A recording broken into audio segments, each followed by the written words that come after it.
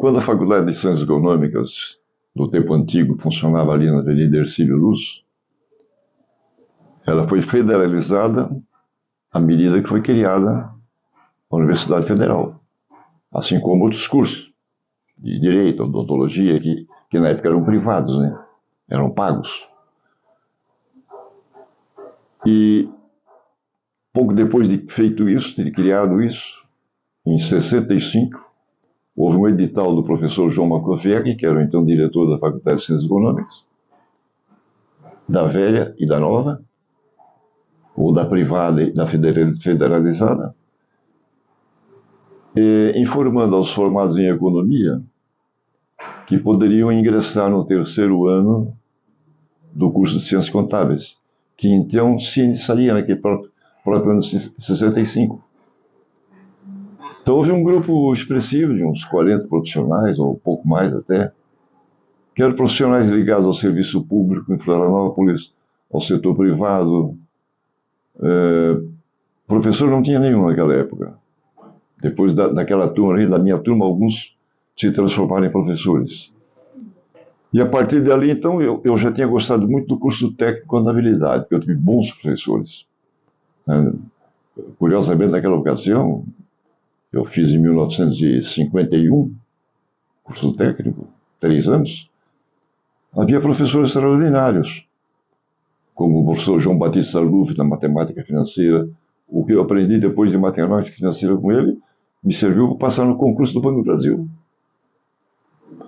Professor Osmar Cunha, que foi prefeito de Florianópolis, foi deputado federal. Professor Eugênio do Envieiro, um extraordinário professor. Desembargador Vitor Lima. Então, esses professores antigos da Faculdade de Ciências Econômicas vieram junto com a federalização. E em 66, o professor Makoviec abriu o concurso para auxiliar de ensino, que era o início de carreira, e me perguntou se eu não queria fazer o concurso. Eu digo, faço. Aí da turma, alguns concorreram.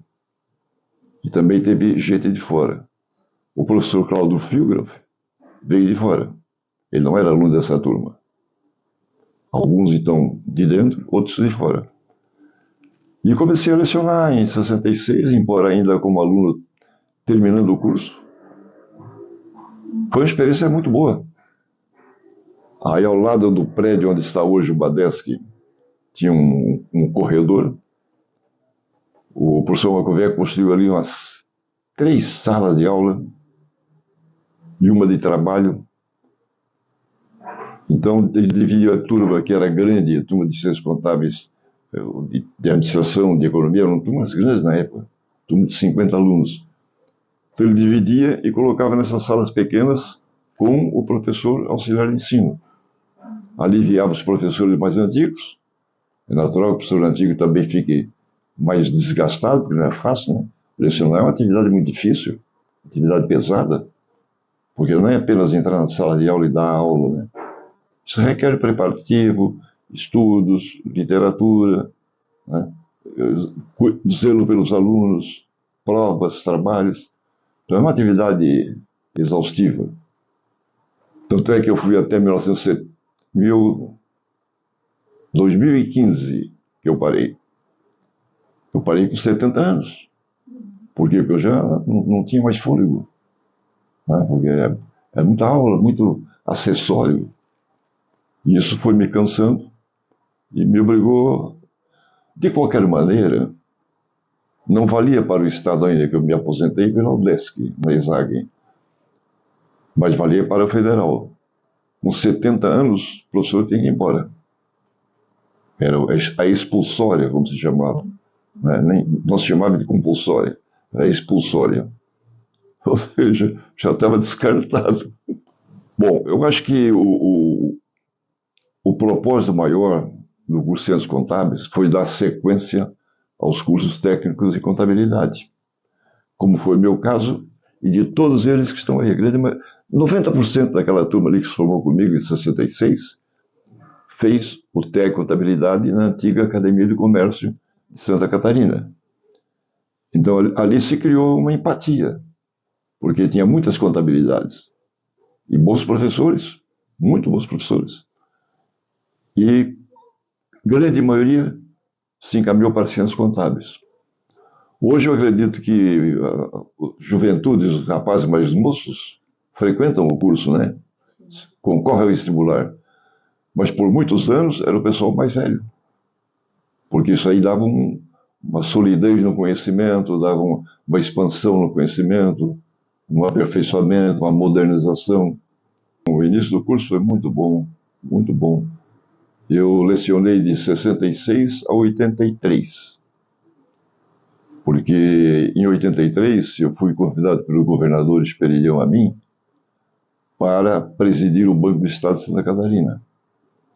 E eu já dava aula na ESAG, dava nas duas faculdades. E eu não conseguia absorver tudo isso. Então eu tinha que optar entre a ESAG e a Universidade Federal. E a ESAG, porque estava começando, né? E ali estavam amigos meus, alunos que tinham sido amigos meus, eu acabei optando por lá. E me aposentei, não, eu me exonerei da Federal. Deixei de ser professor da Federal. Então fui professor da Federal por 16 anos. E o curso era muito bom, tinha bons professores, a grande maioria já está aposentada, né? Mas entre os bons professores, professor Newton Hausmann, professor Flávio da Cruz. Se você pegar os mais antigos, né? O professor Luiz Angelo Beirão, o professor Oscar Pereira, codinome de Tamoio. Então eram bons professores. Além das outras disciplinas. Direito tributário, Gendon Vieira, extraordinário professor. Eu aprendi muito postura em sala de aula, metodologia de aula, com o professor Gendon Vieira. Era um craque para dar aula. Ele expunha com muita clareza, mantinha uma sequência muito bem feita, porque um dos erros do professor, né, não sei como é que está hoje, que eu estou afastado há 15 anos, 18 anos, foi quando me aposentei. Um dos erros do professor, de modo geral, é não manter uma sequência que o aluno assimile melhor a disciplina. Então, eles vão na tropeçada, um assunto aqui, um assunto ali, de repente puxam outro assunto. Mesmo que um aluno questione fora, o professor pode responder o assunto questionado e tomar o ritmo que ele vinha adotando. Então, isso eu aprendi com o professor Eugênio Vieira. Ele tinha realmente uma metodologia, um comportamento em sala de aula magnífico. Mas havia outros bons professores. Eu tive um colega dessa turma, da primeira turma, já falecido, Valério José de Matos. O Valério era um estudioso de contabilidade. Ele vinha também do curso técnico. Ele teve a primeira empresa de auditoria em Florianópolis, a Valério. E muito devoltado, pesquisava, lia, vinha conversar comigo. E um dia ele me disse o seguinte, o professor Passoni, a contabilidade é o pulmão da empresa. Ou seja, ele quis dizer que tudo passava por ali, né? E de fato é. Não é mesmo? Você pode conhecer muitas disciplinas. Se não tiver um bom conhecimento contábil, você vai se atrapalhar. Não é? Porque o professor de marketing pode ser questionado por um aluno, um professor de direito privado pode ser questionado, e aí ele não fez a disciplina. Não é? Ocasionalmente não fez. Se fez, né, se defende, mas nem sempre, né? E eu acho que o curso é de extrema validade para o serviço público, para os concursos de serviço público. Setor privado, muito bom. Eu, durante uma época, acompanhei alguns resultados de concursos para a área federal, para a área estadual, e eu via muitos alunos do curso de Ciências Contábeis que tinham aprovação. Muitos deles. Né? Há casos repetidos. Não foi pouca gente, não.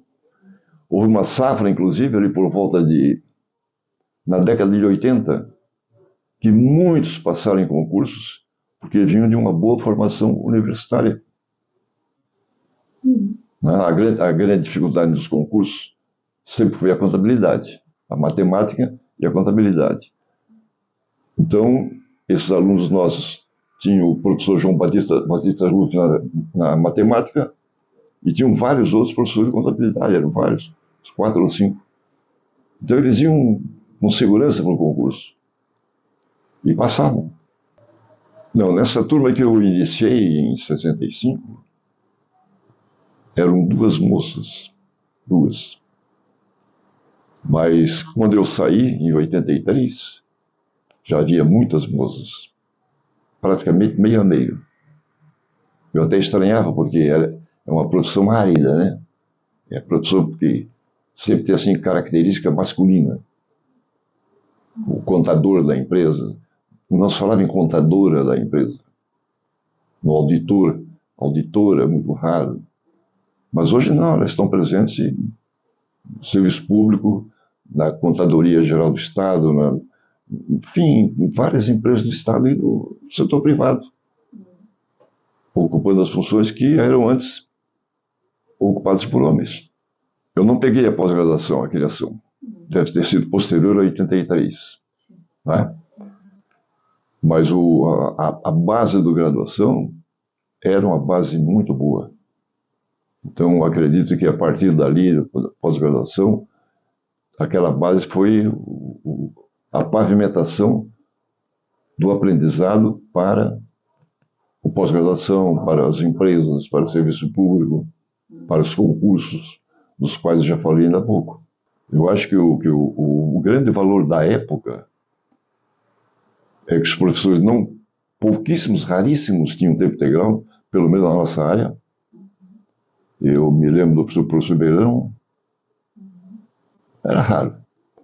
Então, o que acontecia? O professor, que estava lecionando a matéria X, trabalhava com essa matéria no serviço público ou na empresa privada. Então, ele fazia uma conexão entre a parte teórica e a prática extremamente útil, porque contabilidade era, na época, rigorosamente prática e conhecimento de conteúdo técnico. Hoje, com o advento da informática, o conceito, né, do débito e crédito, criado por um frade italiano, né, Luca Paciolo, ele era matemático e criou a partida dobrada. Segundo me disse o professor recentemente, recém-aposentado da Federal, os alunos hoje têm pouca formação teórica da história da contabilidade, do débito, do crédito, da partida dobrada, da partida simples, né? Do elenco de contas, de ativo e passivo. Então, isso aí, em função da informática, não é que ficou para trás, mas ficou menos importante. Né? Os livros auxiliares, né, eu trabalhei com isso, com o livro auxiliar. Razão, livro caixa, né? Livro diário, que era manuscrito, depois passou a ser feito na máquina de escrever. Né? Então, tudo isso dava uma segurança no conhecimento espantoso. Hoje, você no computador, digitou um lançamento, ele já vai para o livro caixa, para o livro razão, para o livro auxiliar, para o livro fiscal. Então, você vê tantas atribuições que se tinha na ocasião antes da informática, ou da informática se tornasse muito forte como é agora, né? Mas a verdade é a seguinte, que hoje a informática facilitou sobremaneira.